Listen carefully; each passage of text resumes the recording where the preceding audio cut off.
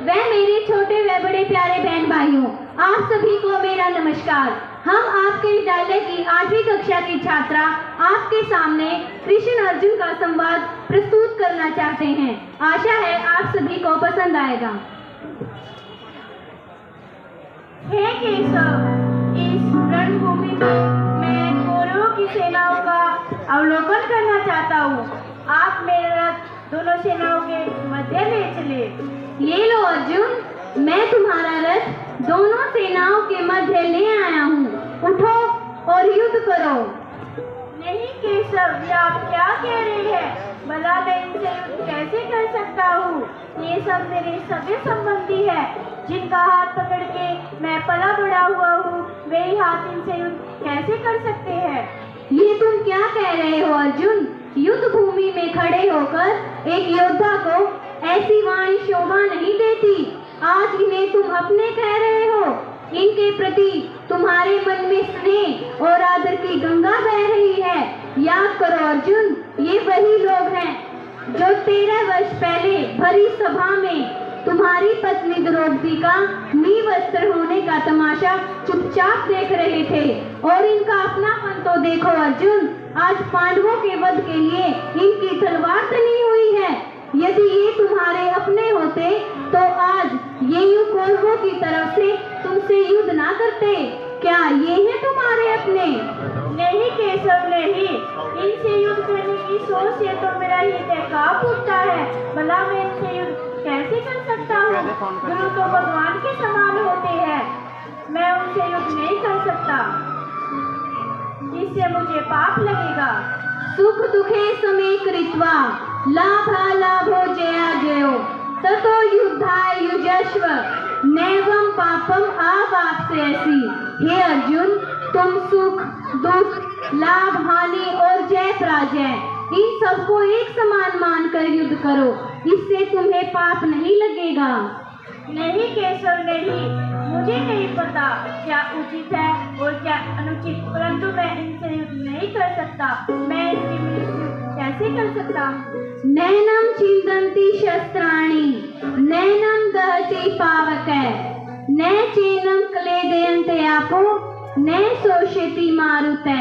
हे अर्जुन, यह शरीर तो मिट्टी जल वायु इन सब से मिलकर बना हुआ है तथा इसी में मिल जाएगा, परंतु आत्मा तो अजर अमर है। न तो कोई शस्त्र से चीर सकता है, न वायु इसे सुखा सकती है और न ही अग्नि द्वारा इसे जलाया जा सकता है।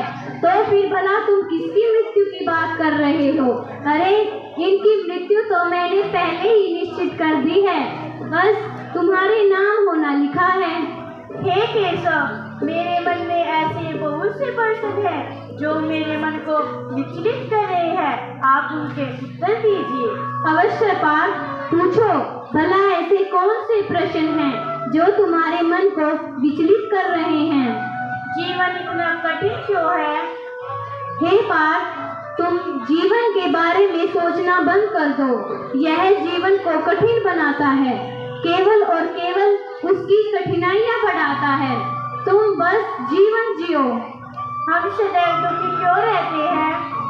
हे अर्जुन, चिंता करना तुम्हारी आदत बन चुकी है, इसलिए तुम सदैव दुखी रहते हो। लोगों को इतना कष्ट क्यों भुगतना पड़ता है? हे अर्जुन, कभी भी हीरे को रगड़े बिना चमकाया नहीं जा सकता और ताप के बिना कभी भी सोने को खरा नहीं किया जा सकता। वैसे ही हर अच्छे लोगों को परीक्षा के दौर से गुजरना पड़ता है, यह कष्ट भुगतना पड़ता है और अनुभवों से जीवन सुखद बनता है, न कि दुखद। हे केशव, आपके कहने का मतलब यह है कि ये अनुभव काम के हैं? अवश्य पार्थ, यह अनुभव अवश्य काम के हैं।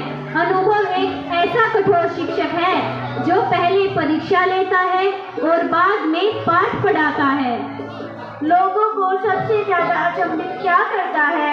हे अर्जुन, जब भी कोई भी मनुष्य कठिनाइयों में होता है, बुराइयों से घिरा हुआ होता है, तब वह केवल एक बात कहता है कि मैं ही क्यों।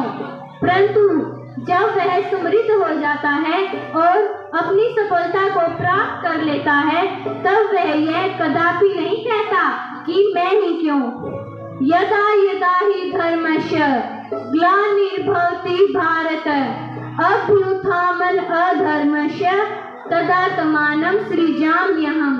हे अर्जुन, जब जब धर्म में हानि और अधर्म में वृद्धि होती है तब तब मैं अपने रूपों को रचता हूँ तथा किसी न किसी रूप में लोगों के सम्मुख आता हूँ।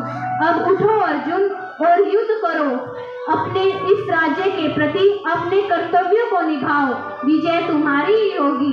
हे केशव, आपने मेरी आंखें खोल दी, मैं यह युद्ध अवश्य करूंगा।